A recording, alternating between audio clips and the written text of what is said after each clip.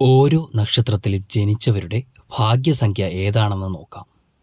അശ്വതി 7ഉം 9ഉം, ഭരണി 9, കാർത്തിക 1, രോഹിണി 2, മകയിരം 9, തിരുവാതിര 4, പുണർദം 3, പൂയം 8, ആയില്യം 5, മകം 7, പൂരം 6, ഉത്രം 1, അത്തം 2, ചിത്തിര 9, ചോതി 4, വിശാഖം 3, അനിഴം 8, തൃക്കേട്ട 5, മൂലം 7, പൂരാടം 6, ഉത്രാടം 1, തിരുവോണം 2, അവിട്ടം 9, ചതയം 4, പൂരുരുട്ടാതി